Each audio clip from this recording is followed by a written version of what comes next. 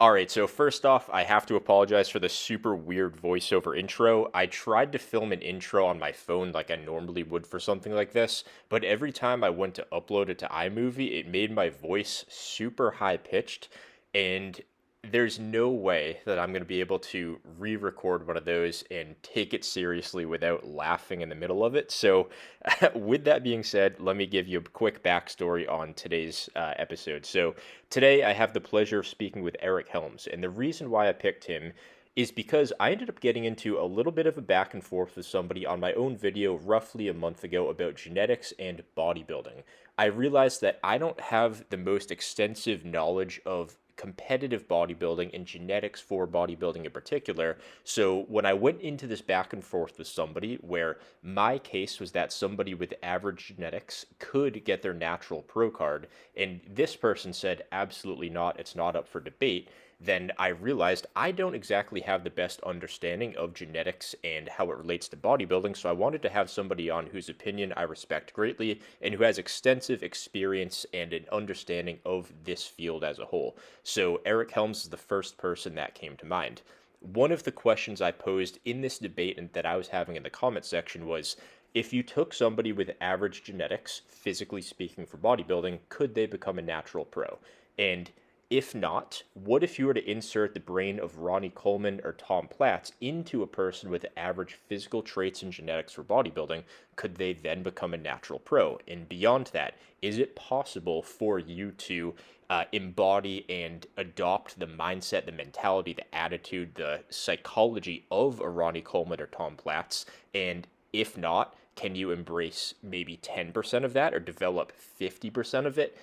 What are your thoughts? What are your opinions? And I would love to have you keep that in mind throughout the episode. And I would love to have you rate your own thoughts on that and your own opinion on that in the comment section here. So today's episode, it's not so much a podcast. It's not a debate. It's not an interview. It's really just me coming from a place of curiosity, picking the brain of somebody who I respect greatly in natural bodybuilding and lifting as a whole, especially when it comes to the competitive side and genetics and all that kind of stuff. So I hope you enjoy the episode, and I would love to hear your thoughts in the comment section. With that being said, let's get to it. All right. So, yeah, thanks for having me on, Landon. My name is Eric Helms. I am a science communicator, a part-time bodybuilding coach who used to be a full-time bodybuilding coach and strength coach. I am a sports scientist, specifically in the area of strength and physique sport. And I'm a lifelong lifter. I've been lifting for over 20 years, culminating in one of my long-time goals at the very start of my lifting career of turning pro in the WNBF, so the World Natural Bodybuilding Federation, which I did in 2023. I also previously did get pro qualified in what I would argue is a slightly lower competitive caliber organization in the INBA as a PNBA pro back in 2011, which I think will be relevant to this conversation. But yeah, I do research in the space of bodybuilding and drug-free bodybuilding. I have coached hundreds of competitors to the stage, and then collectively at 3D Muscle Journey, where I'm the chief science officer, I have kind of helped in that regard with probably thousands, to be honest.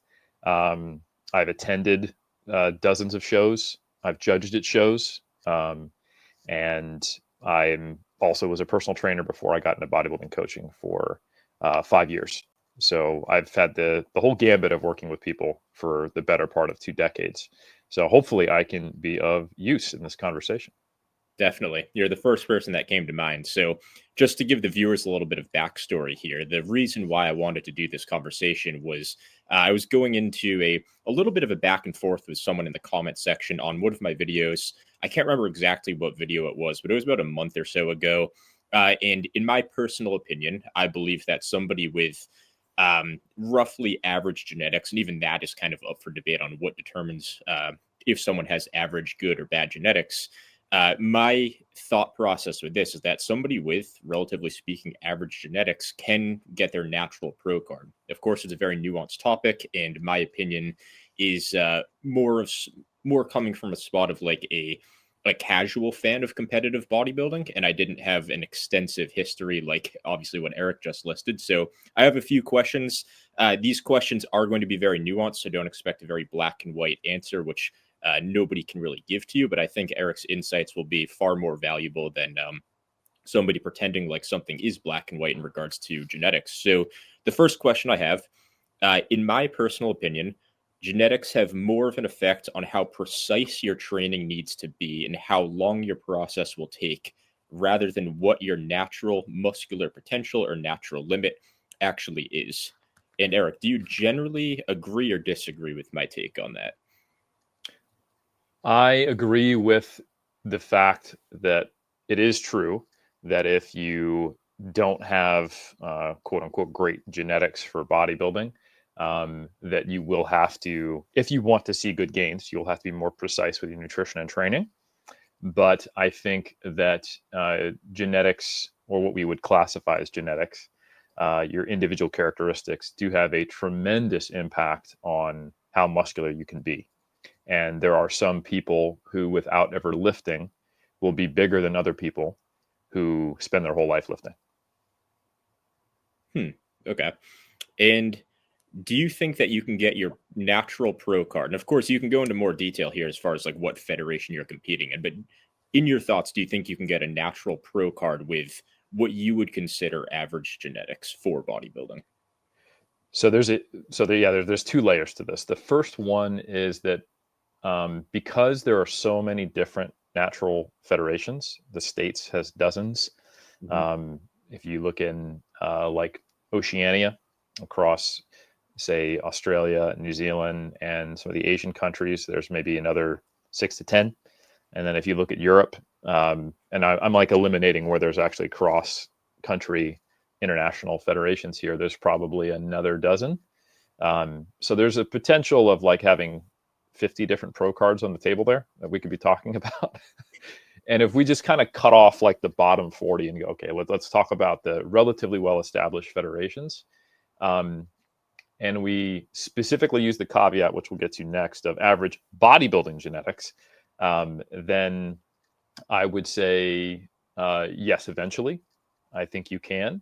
But if we're talking about, say, the top three, or like the just the most challenging of those pro cards to get, the answer might be no. And I might have answered that differently, say 5 or 6 years ago. Um, so for context, I got my PNBA pro qualification in 2011, and that required me to win the Nevada State show. There were 3 people in the tall division, and there were, I believe, 4 in the short class.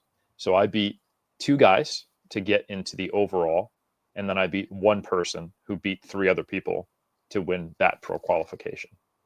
And at that stage in my career, I had absolutely what would be considered a good physique just walking around. I look good in pictures by myself, and I'm very proud of what I achieved. But if I had started competing as a PNBA pro, I probably would have been relegated to the bottom quartile of placings for a long time. Um, and it's not a surprise when you then consider that my goal was has and always was until recently to get my WNBF pro card, which I got. It was 2023 when that happened. Now, a big part of that was I didn't compete from 2011 to 2019. And that's because I was doing my master's and my PhD, and I wanted my brain to function, and dieting's hard. Mhm. So I was focusing on strength sport. In 2019, though, however, I competed, and my physique was substantially better than it was in 2011. And I fell short of winning my pro card a couple times. I did well in 2019. I won a show that did not have enough competitors. And this is one of the ways which the federations can differ. So, for example, to get a PNBA pro card, they don't necessarily have a minimum number of competitors. There's a point where they won't do it, but it is relatively haphazard and kind of mom and pop, or at least it was at that time. I haven't paid a tremendous amount of attention, so INBA, PNBA folks don't at me.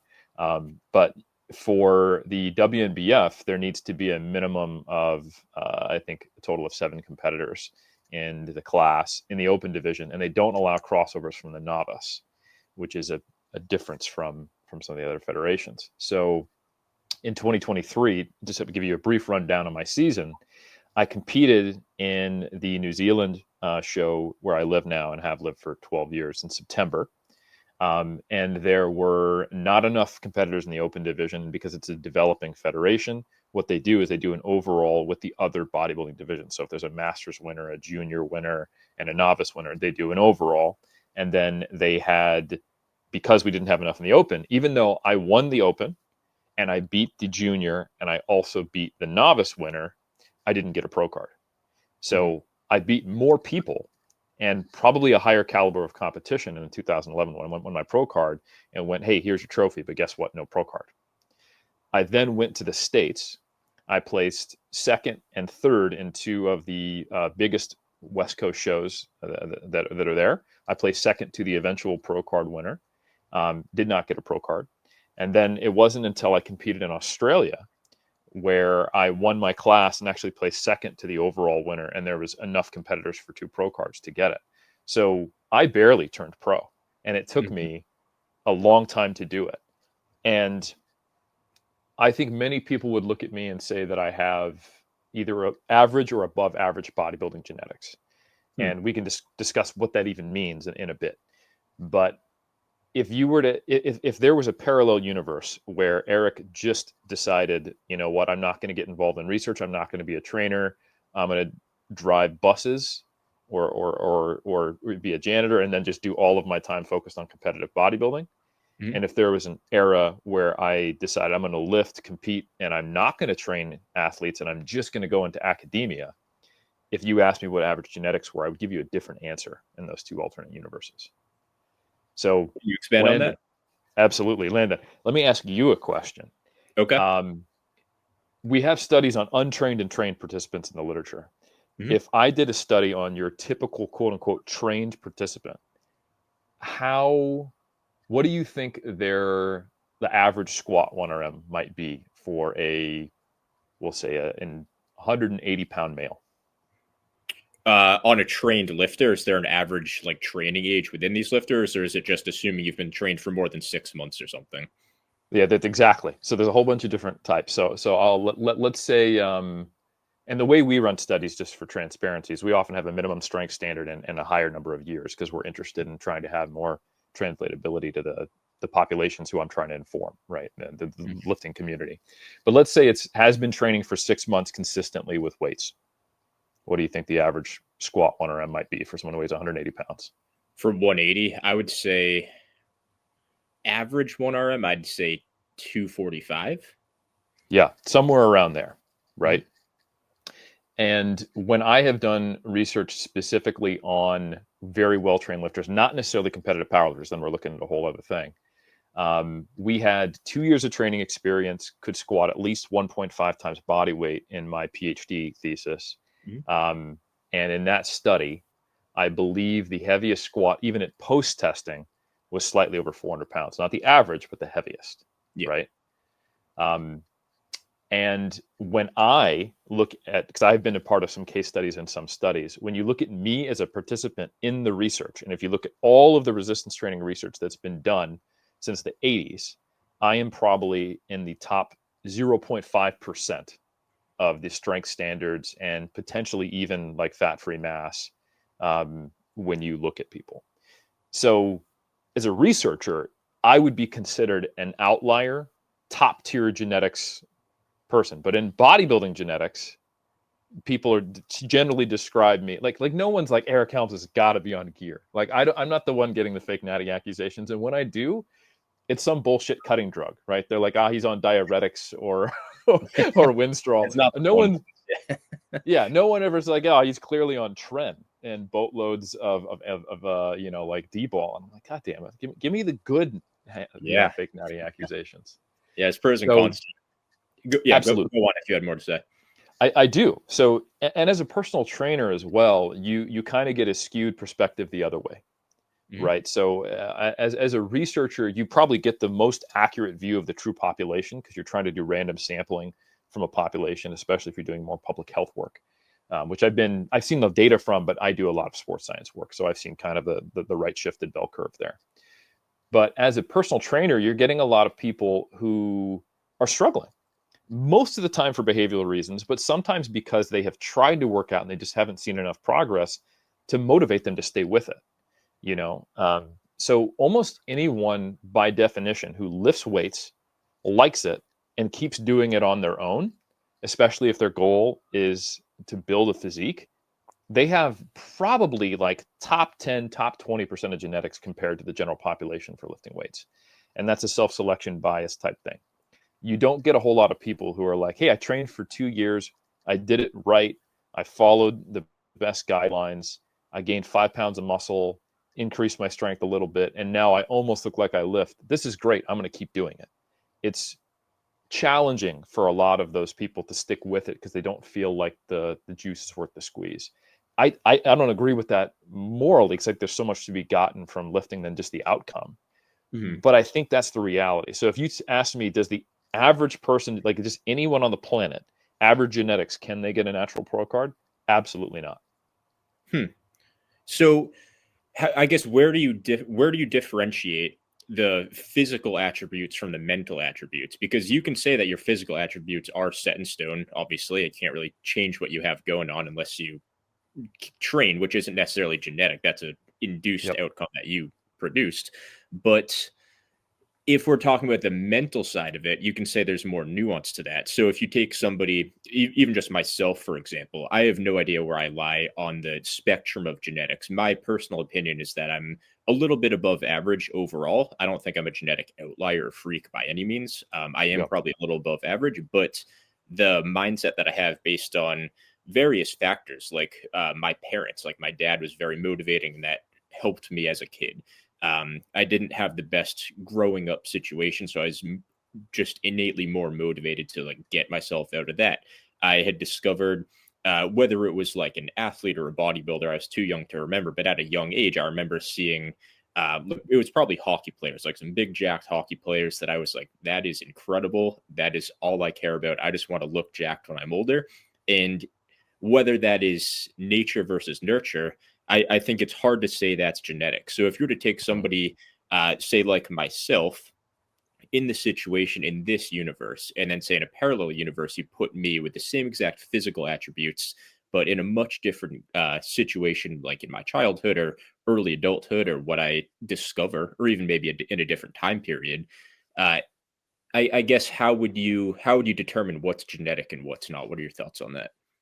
And I don't even think geneticists have a good answer for that because um, so much of the things that we culturally, philosophically, and even morally like to attribute to choice and Mhm. agency and environment and nurture are not by any means purely dictated by inherent factors, but are heavily influenced by it. A great example is when you look at the way that people adapt and survive emotionally and psychologically in dysfunctional homes, right? You have four siblings, right? And somewhat when they are born, their ages and the way their interactions and that family dynamic works is influencing this, but you will have slightly more introverted, slightly more extroverted, more conflict averse, more risk averse, more rebellious people. And you'll get the peacemaker, you'll get the apologist, you'll get the rebel, and you'll get the person who shuts down and tries to disappear, and you'll get the one who constantly fights back. And these are people who share a great deal of genetics, and they're finding a way to cope with, say, an alcoholic broken home or something like that, right? And they share genetics. We can look at twin studies to give us some idea of how environment impacts these things. But I mean, there is epigenetics. There are genes that express themselves to different degrees based upon environment, and we are even struggling to uncover how much true individual variation we see. Whether there is actually a difference in the responsiveness to resistance training, or are people just starting at different baselines? And the point where you can get to relative to a high or low baseline is going to be different, but it's not related to gaining faster. It's it's more of where did you start?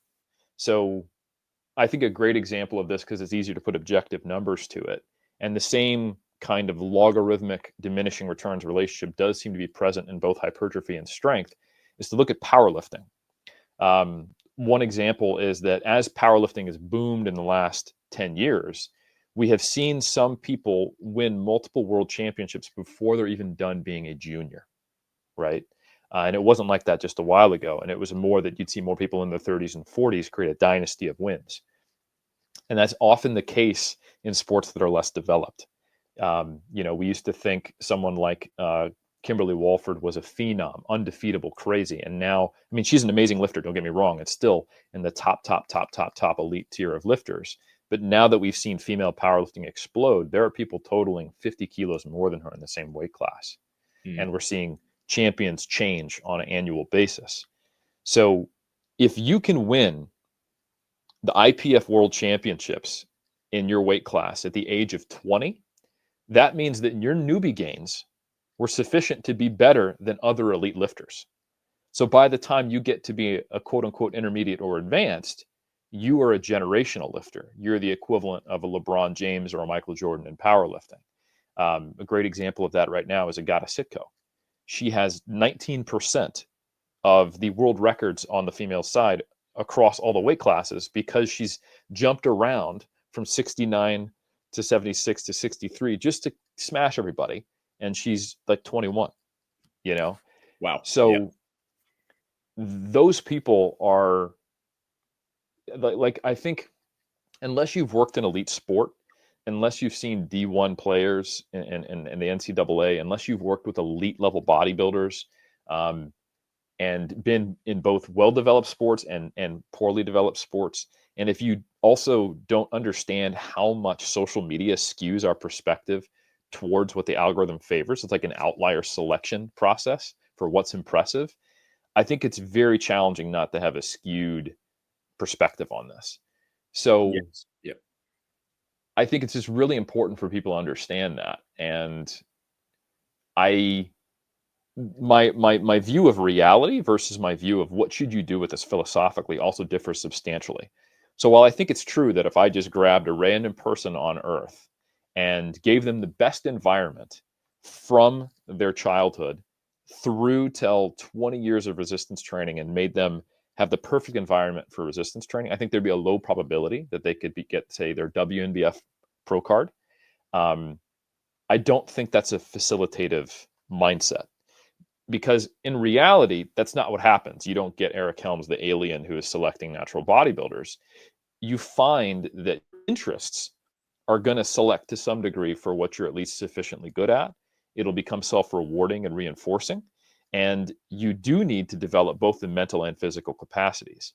And I can tell you this as well. There's a ton of people who have the genetics to turn pro, but or at least I should say, they have the physical capacity that they can turn pro, but they do not have the mental capacity. The number of times you can go to a show and go, oh, if that guy was just in shape, you know, oh man, if I could just get that guy to be 5 pounds leaner, and they never get 5 pounds leaner. That could be physiological to some degree.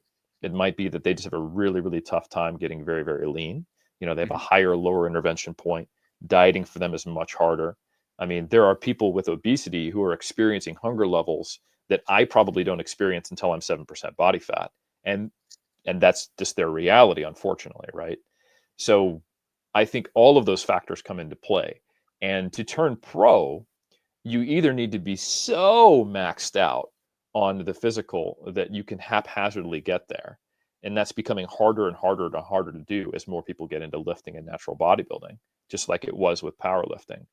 Right. Or you need to have some combination of those two factors. So, for example, I would say that I am someone who has a better mental perspective and, say, whatever it makes up, whether it's nature or nurture, emotionally, mentally, behaviorally, consistency wise, the willingness to push myself to very uncomfortable places, the love for training, the willingness to do what it takes in the gym, in the kitchen, and in my lifestyle, and find balance and not have that create disruption that bodybuilding takes. Because a lot of people, the double-edged sword is that they can do all those things, but it has these negative effects in their life, and that comes back around and creates stress, and they burn out of the sport, right? Mm-hmm. So, I've done 17 shows, and I've been on the other side of it early on, where I was unbalanced, quote unquote balance. It's an active thing. Balancing is really what you're doing, right? And now I have found this equilibrium where it is not hard for me to do things that are impossible for other people, or were even impossible for myself 10 years ago, 15 years ago in the sport. So all that is to say that I have pretty, for whatever reason, nature or nurture, pretty high level of the mental and behavioral things necessary to be very, very good at bodybuilding. And then I'm probably a step down or two physically. And I think also people, they don't even necessarily understand what are good physical genetics for bodybuilding. Like Yeah. outside of competitive bodybuilding, you might think about, okay, what's your arm size? Like, oh, well, what's your fat-free mass, or what's your weight, and like what's your body fat percentage? They don't really understand how much of it comes down to visual things that can't necessarily be quantified, or are not quantified in the historical ways that we typically talk about bodybuilding, like, oh, how big is your arm relative to your calf, like old school Steve Reeves stuff, Mhm. or things like that. Okay, so I guess when you talk about the almost like can't versus the won't situation, I would agree that most people, if they just are like, all right, well, I guess I'll go do this, and you don't really change their desire to, like, if you were to just go to, say, your average commercial gym, and there's somebody there, just a regular college bro or a guy in his 20s that's still young enough to have enough time ahead of him to build up a pro level physique. If he doesn't really care to get there, then he, no matter how hard he trains or whatnot, like he probably won't, just because he's not fully committed to that process, even if he's close. But if you were to take that same person or a different person in a similar circumstance, but you were to alter that environment, even in a simple way, like adding an incentive to, say, get your pro card. Like, what if he specifically had a reward of winning $500,000 to get his WNBF pro card, and he was average mentally and physically? Now that changes the mental side of it. You can even go a step further and say, not only is there something that is like actively chasing you, what if he had a girlfriend that said, all right, well, if you're not a WNBF pro by the time you're 35, we're done. As insane as that is, it is a situation that could completely change his mental environment. So, what would your thoughts be on something like that, as ridiculous as it might sound? I think they're probably going to need something more than extrinsic rewards, to be honest. Really? Yeah, yeah. Like even when you talk about NFL, MLB, basketball, people getting millions of dollars. You don't get a LeBron James, you don't get a Michael Jordan, you don't get any of these top level, high, super competitive athletes who haven't been doing it for 20 years and have something inherently inside of them that motivates them to do it. Um, you you generally see people when they've, I mean, we're humans, so we have to have a reason for doing things. And human motivation, as much as we sometimes might think it is, isn't tied to extrinsic rewards.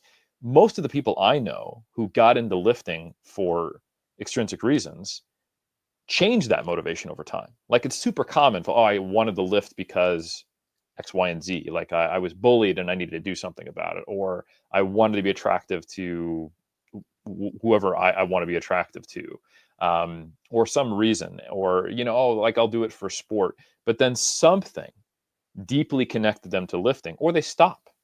Like people don't keep lifting unless there is something that drives them to do it that is beyond these vapid external things. I mean, that's how marketing works, but marketing isn't actually what motivates people. I love lifting. Lifting is a part of who I am. It's built into my identity. And I think that is the case for almost everyone who sticks with it.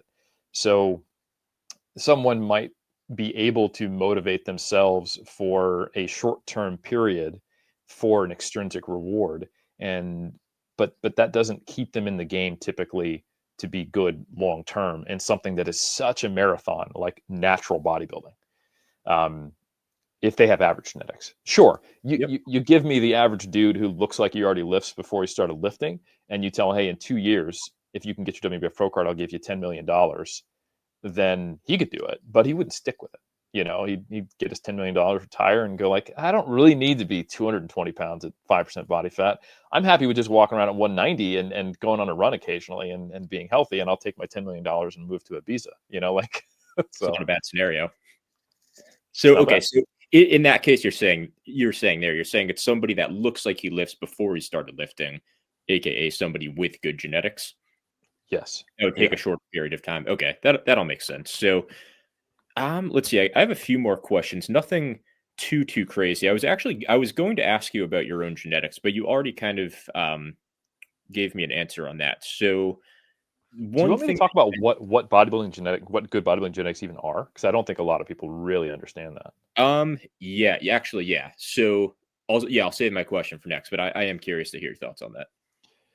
Yeah, so I think a lot of people just think of height and weight, fat-free mass index, arm circumference, waist circumference, but so much of it is relative proportions. Yep. So when a bunch of athletes in a bodybuilding show come out on stage, the first thing that happens is they stand there in front relaxed, which is not relaxed, and the judges get their first impression and they're thinking about things. And the way it typically works is you're kind of seeing the silhouette of everyone and you're looking for an X frame, right?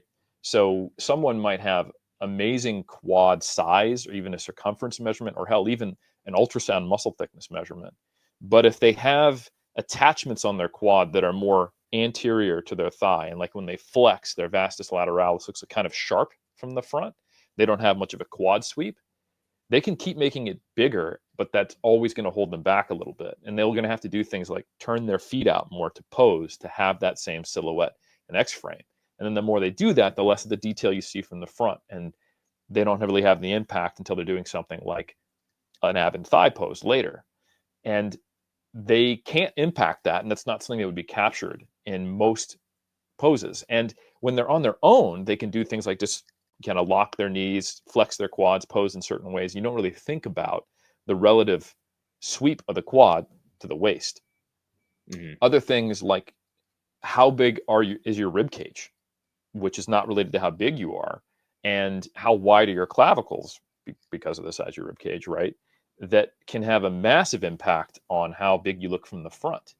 So if I was to give someone a picture of me doing my best side tricep versus my best front relaxed, there would probably be a very different evaluation of my genetics because you can't actually see that I'm relatively narrow when I do side poses.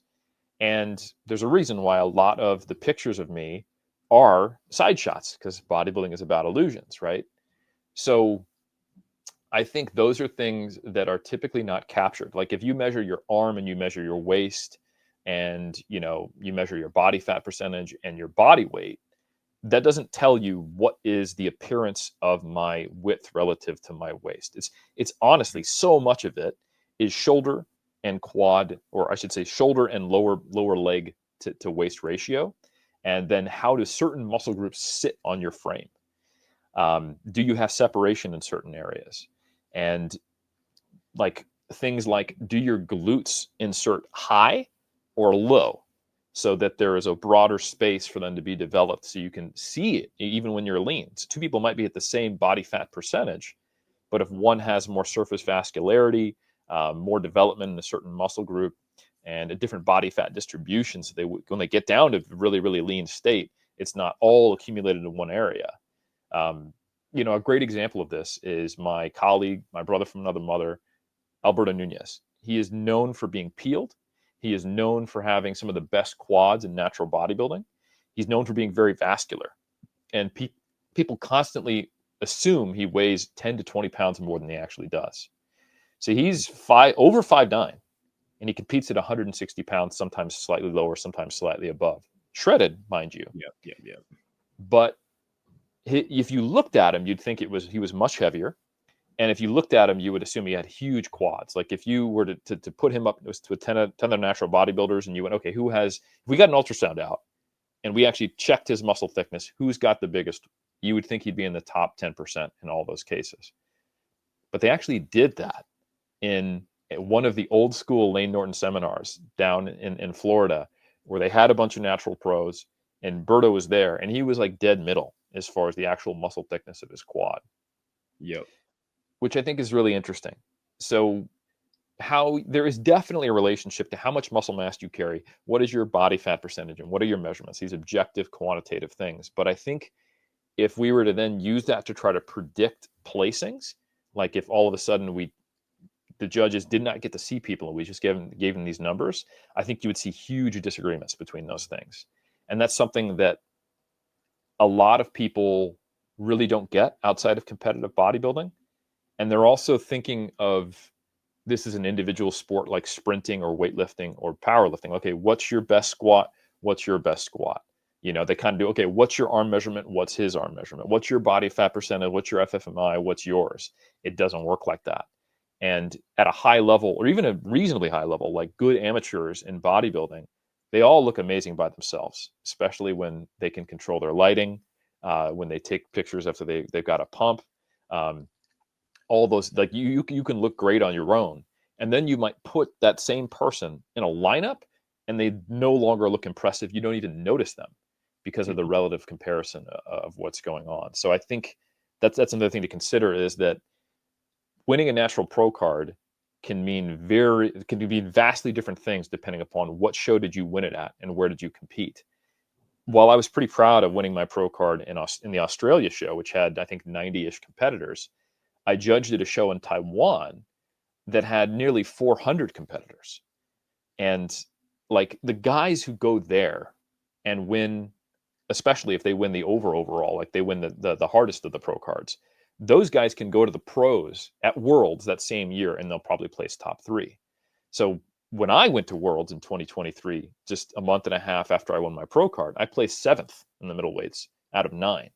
And that's good. That means there was a couple pros I was better than, which is like, I don't get me wrong, I'm not complaining, but there's a big difference between my season as an amateur, where I won my first show and I placed second to an overall winner, third, and then then I got my pro card. Like, I had an extremely good amateur season. In the amateurs, I was a top tier amateur. And then I went to being, bottom third when I did pros at Worlds in the middleweights, which is arguably the most competitive lineup I could have been in that year.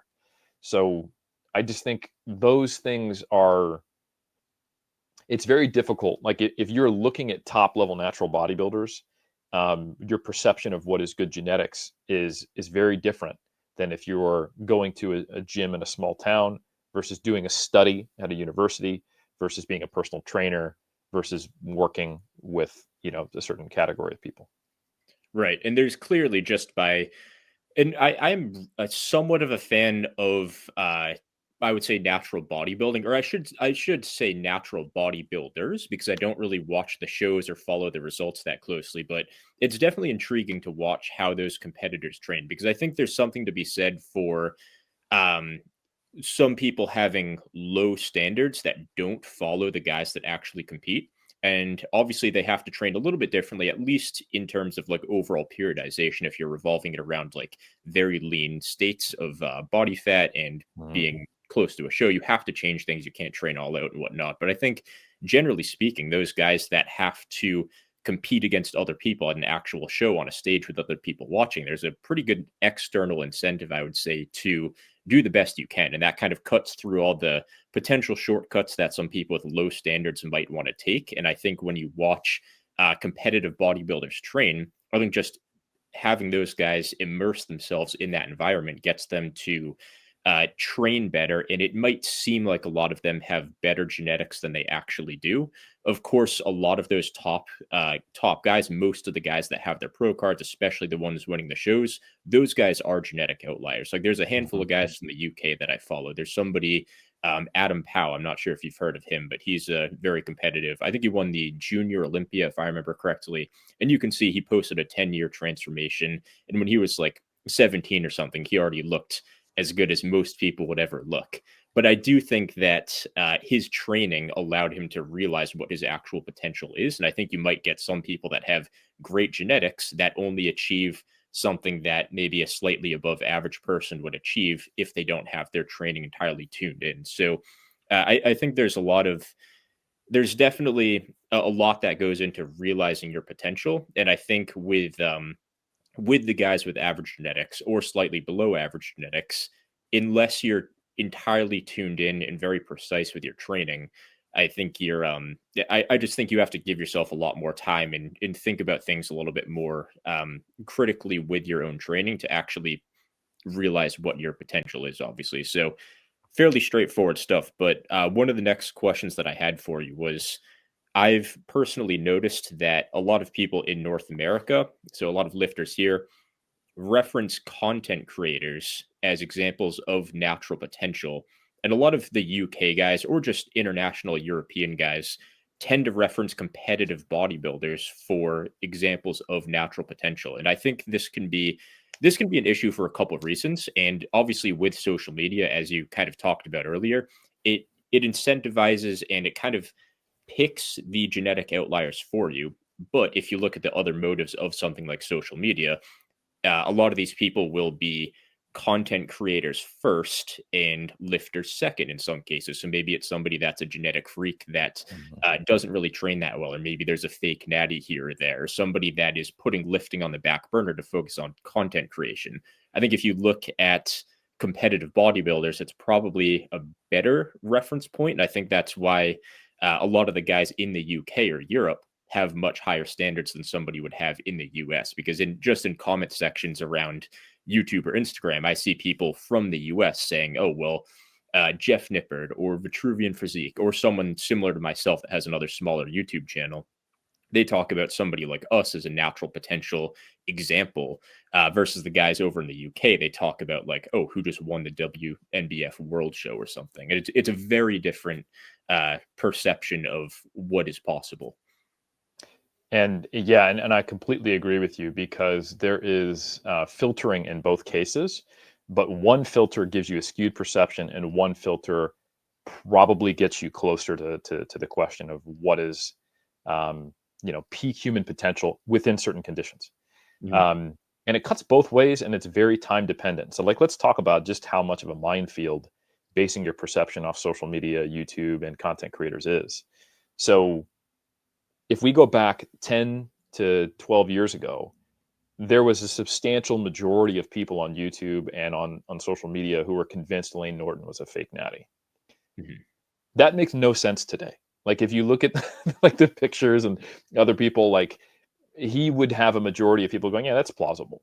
So when we're talking about people who follow people they believe are natural in 2025, 2024, the standard has changed. Like we had this whole natty witch hunt thing, and then people became a little more sobered and thought about it. And fake natties have always existed since the dawn of drugs. They will continue to exist unless something fundamentally changes.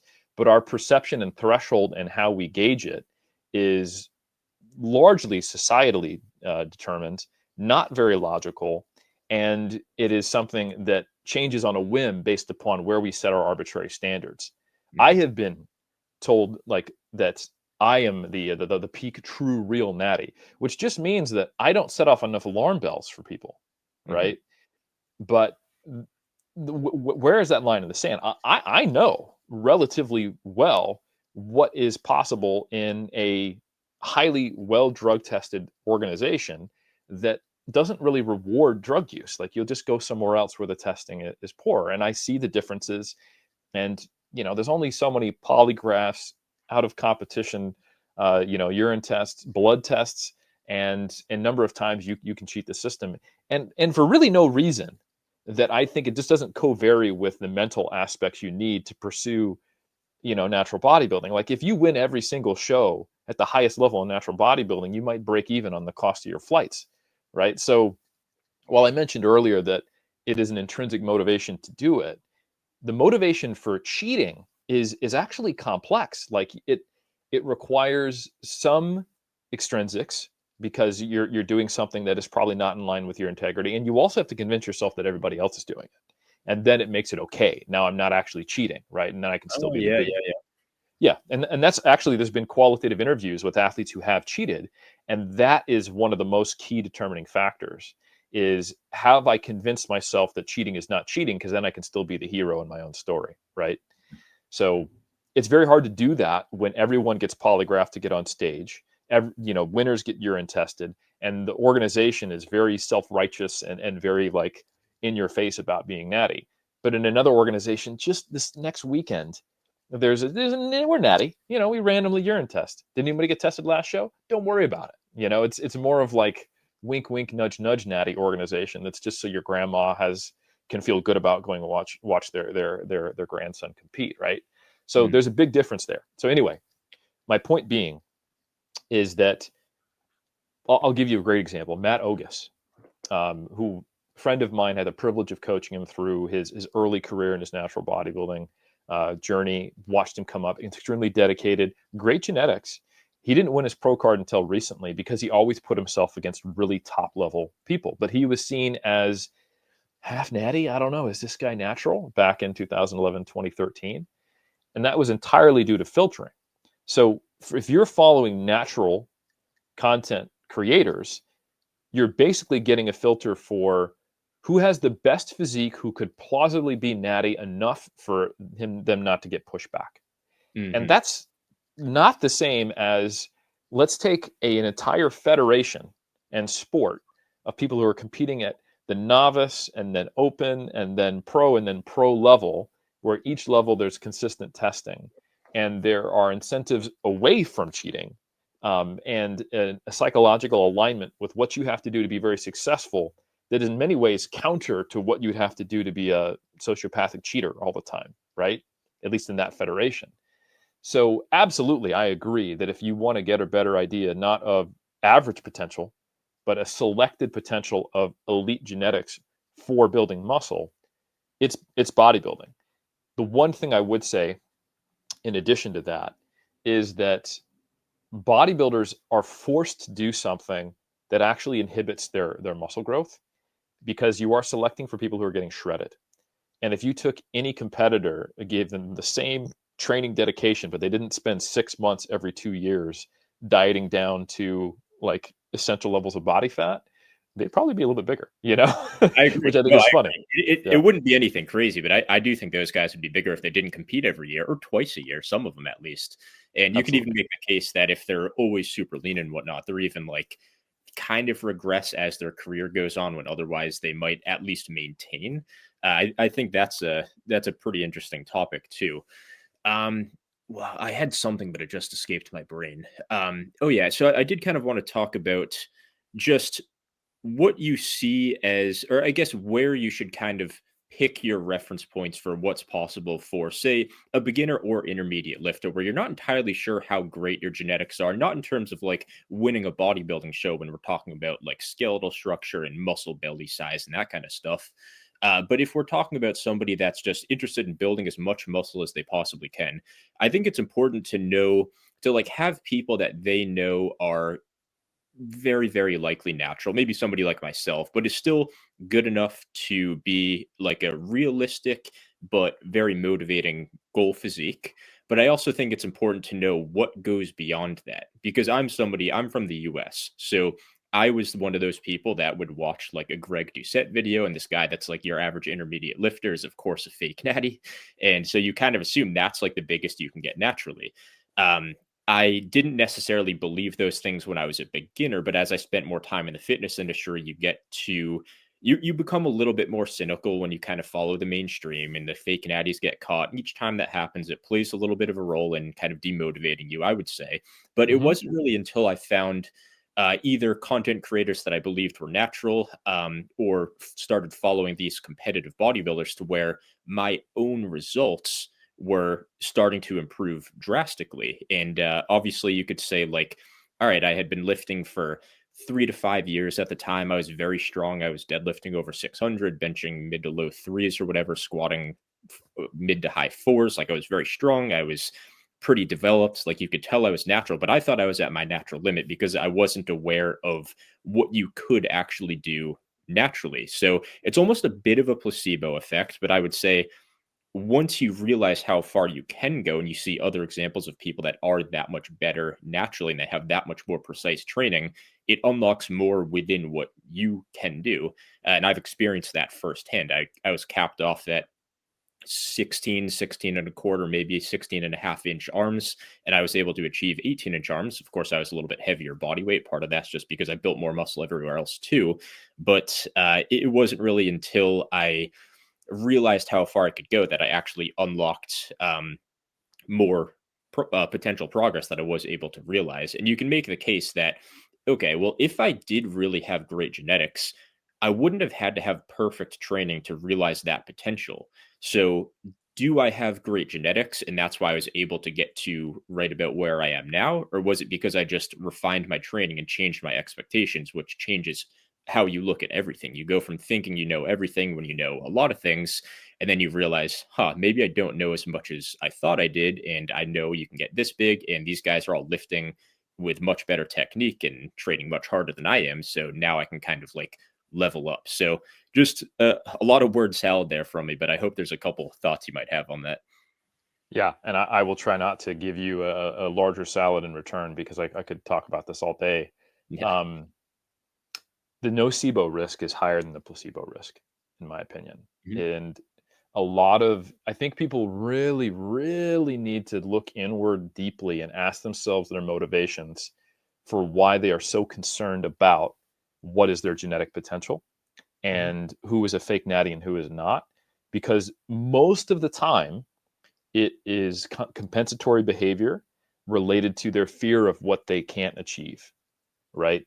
So you can make what you've achieved good by lowering everyone's standards, right? If you're an average lifter and you're dissatisfied with it, and when you compare yourself to what most people compare themselves to, if you go, but I know the truth, these guys are all actually fake natties, it soothes that sense of I haven't achieved something.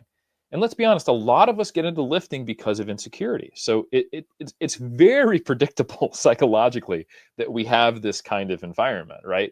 And I am no different. I'm not trying to sound high and mighty like, oh, I'm so evolved. I had a very similar experience to you, even as a competitive bodybuilder who's now 41. Like you got to stay open minded. You got to keep growing emotionally and intellectually and physically, right? When I got my pro card in 2023, it unlocked something in me that I didn't even know was locked away. Hmm. I allowed myself to push and risk not getting something external. Like, 3D Muscle Journey is all about focus on yourself, improve progress. It's about the journey, not the destination. It's about the work you put in, dedication, desire, discipline. And yes, of course, we compete, so we care about our placing, but that's the icing on the cake. That's the cherry on top of the sundae. It's not the whole thing. And in many ways, that helps you stay in the game longer if you kind of have that toxic competitiveness where you can have a great season, you can improve your physique, but you went up against some freaks and you lost and you go, screw it. I'm going to throw my toys and not compete or feel demotivated. And you miss out on all that reflection, all that learning, and all that self appreciation for the fact that you improved in you versus you, which is ultimately what it is. But I think you can take that too far and you can hurt your own competitive drive and you can not tap into the thing that you were talking about earlier, that these competitors, that helps them push themselves further when they have an arena, when they have people to go head to head with, when they have that motivating factor of a title, you're layering on intrinsic with extrinsic rewards. So once I actually got my WNBF Pro card, I realized that there was a non-negligible part of me internally that thought I would never be able to do it, Hmm. even though I thought I could. Part of me did not think I could. And I remember 2 days after I got my pro card, I texted my friend and I said, hey, they didn't give me a gift, did they? That wasn't just the, hey, we'll give Eric Helms the pro card because he's Eric Helms thing. Like I actually did do well. And he's like, bro, like, what are you talking about? He had to talk me off the ledge. I was devaluing my own win. It was the last cry of my insecurity. And Yeah. once I got through that and accepted the fact that, fuck, I'm actually a pretty good bodybuilder, you know, then it was like, well, fuck it.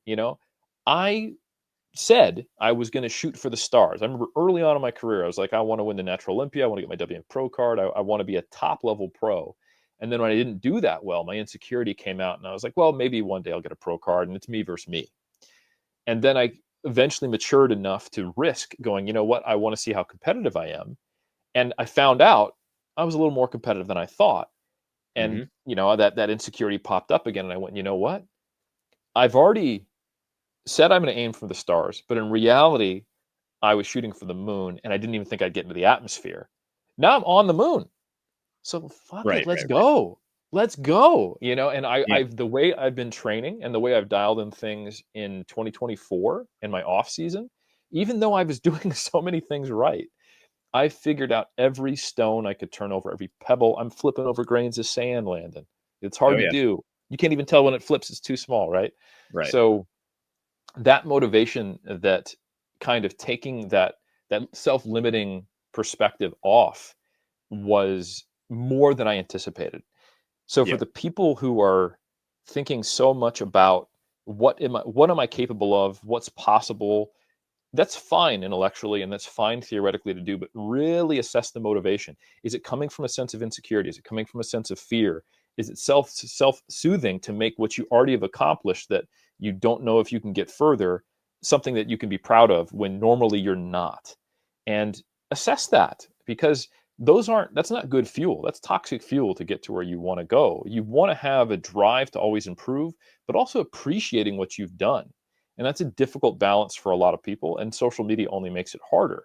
But you have to have it to stay in the game a long time. And you have to stay in the game a long time to get where you want to go if you're currently questioning, because that means you don't have great genetics, right? Mhm. The people, and this is something you alluded to earlier, people with bad genetics beat people with good genetics all the time. And this, Mhm. both of these things can be true.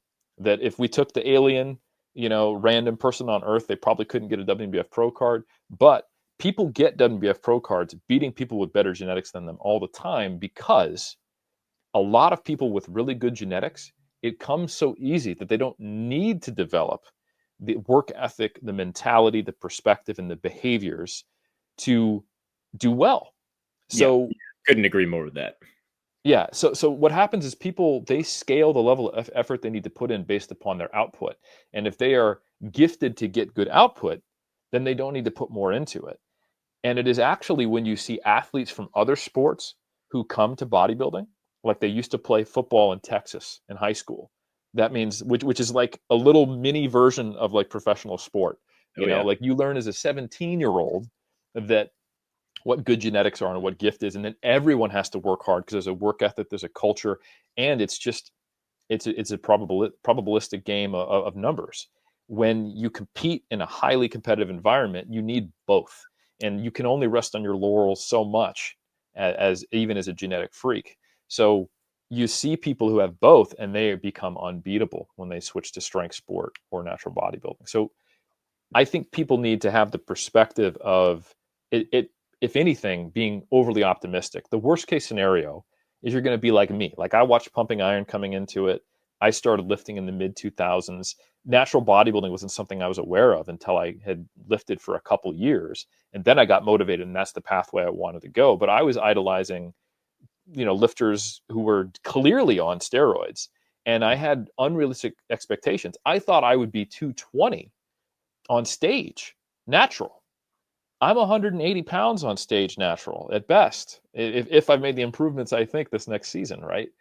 So, but that didn't become a negative for me. I didn't have that jaded moment where I went, "Oh, I've been lied to." And I think that's because I tried to cultivate the right mindset. That placebo only pushed me to think that my ceiling was higher than it actually was. And I think the kind of the fake natty thing, it does the opposite. And then you have to find a way to overcome that later. Oh yeah. So I I do think that, and there's times where I'm wrong. Like if someone wants to understand if they're doing things right, and if they have expectations based upon someone on a lot of gear, they're going to think what is very good progress is actually bad. And they're going to start program hopping, or they'll do different things, or assume they're making a mistake when actually everything's going great. You're just not on D-ball.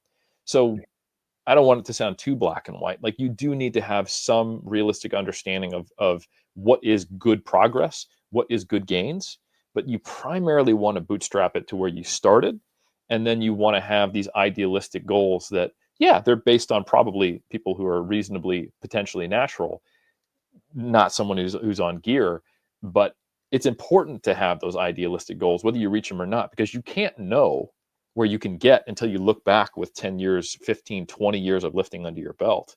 And you will have those late stage spurts. A really important thing to understand is that we don't have a natural limit, we have a natural asymptote. And that is a mathematical concept that the closer you get to a point, and I'm putting this simply, the slower you go and the harder it is to reach it. And you technically never reach it. Right. So when you think of it as a ceiling, it almost gives the perspective that you might just hit this abrupt stop. I'm making great gains, I'm making great gains, I'm making great gains. I plateaued for a year. Well, there's my ceiling. But the only thing you know is if you were making great gains and it stopped, you're clearly not near an asymptote, or you wouldn't have been making great gains first. If you were truly near your genetic limit, or the asymptote, I should say, and if you're truly an advanced lifter, you have overcome handfuls of plateaus and had to turn over multiple stones. You solved this problem, you've gone back to the drawing board, and you've hit multiple plateaus and had these spurts and peaks and valleys, and you've slowly nudged up that ceiling multiple times. I've been lifting 20 years. Granted, part of the reason why I think I've been able to make some good progress in this last year is I was splitting my goals between strength and hypertrophy, competing in powerlifting and bodybuilding for my entire lifting career. And I fully dedicated myself to bodybuilding and with this new enhanced fervor, but I'm still turning over stones and trying new things. And I've made some gains that I would describe as maybe intermediate-esque while I'm 19, 20 years in the lifting game. So that still does happen, which means I hadn't hit my limit even at this point, when many people would anticipate, oh, he's been lifting that long. He's clearly knows what he's doing. Like, he's studied this stuff. He's coached people, he's working hard. Yeah, that's Eric Helms' natural limit. If I'm past that, that means I wasn't. So you can't know until you surpass a limit that it wasn't your limit. Yeah, no, I couldn't agree more. And I think there's something to be said where a lot of people like to oversimplify lifting. And I think if you look at it at a very surface level, it is fairly simple. You lift weights, train each muscle twice a week, reasonable amount of volume gives you stimulus that you don't put yourself in a hole recovery wise, and train as hard as you can. Keep doing that and you'll grow forever. But what I kind of like to say is people fall into program limits or knowledge limits much quicker than they would at their actual like natural limit. And I think the point you made about the asymptote is perfect, because if you just all of a sudden kind of hit that limit out of nowhere, it can't be a limit because you didn't see the slow progress for an extended period of time. So you're spot on with that. And even then, I would assume there's a lot of times throughout your training career where you probably have seen something that resembles that, and then you learn something new that changes the way that you train or changes the way that you maybe approach your training psychologically or something. And it's funny because people will say, like, once you reach 3 to 5 years of training, you've made 80% of your progress. And maybe that's almost close to true. Like, maybe if you make your noob gains, that is obviously a sizable amount of the total muscle you're going to gain. Early intermediate stage on top of that will make that a fair amount of your gains. But then you almost go from like the master of being a beginner, and you went through the very basic things about training and gained a lot of size, to where you're almost like a baby intermediate lifter where you have so much more else to learn. And then people will kind of look at somebody like myself, or even somebody like Jeffrey Verity Schofield, who was like, he's a great example of this, where he was what, 6, 7, 8 years into lifting, had maybe 16.5 inch arms, and then figured out arm training, especially how he responds to it with incline curls, cable overhead extensions. He does that and reaches 18-inch arms and continues to grow. And people will say, oh, he's a fake natty because he started to grow at year 8 of training as a natural. But it's like, if you kind of zoom out and say, all right, well, compare the actual training in the plateau he was stuck in, and then he changed everything: intensity, exercise selection, frequency, all that kind of stuff. And then look what happened as a result. And you'll notice it's always perfectly correlated with the training. And that's usually how you can tell if someone genuinely is natural, or if they aren't natural. I think the example you talked about earlier with insecurity and genetics and your view on potential, that all makes a ton of sense too, because most of the people that would assume somebody that is maybe doubtful to be natty, or somebody that has the potential to not be natural, so someone they're on the fence on, there's a lot of people that would just kind of safely assume they're not natural, because it's like that kind of deep down insecurity that you had brought up earlier. So it's a very interesting topic, I think. No, and I've got 100 stories like the one you Oh yeah. just described from Joffrey, or your own. My own story, where I made one of those other spurts kind of in the same time point. I mentioned 2011. I got my natural pro card, the first one, right? And 7 years lifting at that point, 2011 versus when I started lifting in 2004. you probably think I'm near my peak, right? And we only typically try the things that are within the realm of quote unquote reasonable with what people are doing at that time. What are the content creators you Mhm. follow, right? So in 2011, and I was now focusing a lot on powerlifting, heavily influenced by West Side, a few other approaches out there. The high frequency of training and high volume of certain lifts versus others was not a thing yet. You know, we maybe DUP a little bit, and I had capped out, never benching more than 325, but basically hovering around based upon my body weight between 305 to 320. You know, if I was closer to 190 or closer to 220, right? It's just basically how fat did I get and how much range of motion was I cutting off, right? And I finally decided to do something that was taboo and bench more than twice a week. Started benching 3 times a week, and I finally hit a number that was over 320, over 325. I even hit a 330. And then I said, fuck it. And I started benching every single time I trained.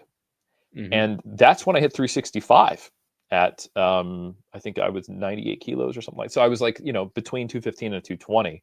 And even Mhm. when I dieted down and competed at 93, I've hit 155, which is like 341. So I Yep. basically added another 5 to 10% on my bench just from being willing to do something that other people didn't necessarily advise. And when I look back on it, with the programming knowledge I have now, I'm like, okay, I was never sore. My strength wasn't suppressed between sessions. I felt fine. And I just happen to be someone who can tolerate and benefit from a pretty high volume of training at a pretty high frequency compared to other people. And that's not everybody. I've coached hundreds of people. That's actually quite rare. Mhm. But if you don't know how to identify that and what to do about it, and to know when it's too much or too little, or how to structure your programming, absolutely, you're going to hit a cap relative to what you're doing, right? Mhm. So, and there are times it will go the other way, you know, where you've been doing so much and then you bring things back and you can actually find that, oh, I was really pacing myself. I was doing this high volume of training, but I wasn't actually training hard or effective. And I was just kind of ticking boxes and getting through all these sets. And now I've reduced my volume and I've made progress. So this is Yep. not about high volume or low volume. It's about being able to identify and know what to do when you've hit one of those plateaus, even if it had been that way. Because I first benched 315 at year 2 of training. And here I am, year 7, still benching 315. Genetic Mm. ceiling? No, just actually train well, right? And all of a sudden now 365. So I think that is kind of just another one of these examples. And I grew proportionally too. Like if you look at Yep. me in 2019 versus my 2011 stage pictures, lower body's basically the same size, but substantially bigger up top. So this is exactly your point, and I'm just giving another example of how that can play out. Yeah, and it's one of those things where once you're at that point, and it's funny because we kind of plateaued. I plateaued at a 330 bench, but my butt came off the pad just a little bit. So maybe I was at 325 right with you. So we kind of plateaued at a pretty similar spot. And I have a couple different kind of relatively quick stories about plateaus that I've run into. And what I'd want to say first is with your story, if you are 2 years into lifting and you're plateaued at a 315, 325 bench, everybody's optimistic about you being able to break through that. But if you don't figure out how to do it, in that time, you're not only just not figuring it out, you're accumulating years of plateau. So now all of a sudden, oh, you've been lifting for 7 years, so you can't stand a chance, you're at your limit. But if you look at it from the perspective of, oh, well, it's technically just year 2, then I don't know, maybe you could Exactly. break through it, and clearly you did. So a similar example with my bench, I did something much, much different than what you did, presumably. I was very into power building, and I had a pretty good bench, nothing too crazy, 325. I was probably on my third, maybe fourth year of lifting. I can't even remember off the top of my head. I was relatively young in my training age, and I was completely just stalled out on it. And it was very much a programming plateau. It was very uh, skewed program. My mental focus was only on squat, bench, deadlift, 1 rep max with garbage technique, just moving weight from point A to point B. I would do great in powerlifting, but my muscles did not really show for it, at least in terms of a very complete physique. I was all glutes and erectors, which is not the look I was going for. So what I did was I focused entirely on uh, just pure hypertrophy. I never really cared about strength that much. I was just told, get stronger and you'll have your goal physique. I got to a decent intermediate point, but not where I wanted to go. So I focused purely on size, just across the board. Um, And sure enough, I ended up even with lower working weight in my working set. So I was detrained on like the 1 rep max or pushing as much weight as I possibly could with a powerlifting style technique. I had actually greatly surpassed my previous 1 rep max. I never actually maxed out, but instead of being able to, like, on a good day, get 330 with my butt coming up, I loaded 350 in my squat rack here and just perfect technique, just pressed it up in like a split second. So who knows what the 1 rep max is, but it's probably in the high 300s. And that's doing completely different things. And that was at year 7 of training. That was about a year ago at this point. So very, very similar story to yours. Another good quick story about just how you need to experiment with your training is you can learn a lot from say like studies, but if you are different than the average of that study, you might need to do things a little bit differently. I'm sure you're well aware of that as a scientist yourself. Where I realized that since I got I feel like I'm a pretty strong person overall, relative to my size. Like there's something where I just have a slight edge in strength. Maybe it's partially leverages, but partially just I'm strong relative to my size for whatever, I guess, in whatever way causes that. But I realized that as I started to curl heavier and heavier weights as my biceps grew, the moment arm of the weight to my elbow would cause me to just need to compensate by leaning way back or forwards or drifting my elbows back or forwards a substantial amount, at least in terms of what I was looking for technique wise. And once I realized that I needed a more stable curl, um, my biceps, like, quite frankly, kind of like, I don't want to say blew up. I didn't go from like 12 inches to 18 or anything, but they went from 16 and a half to 18 in under a year.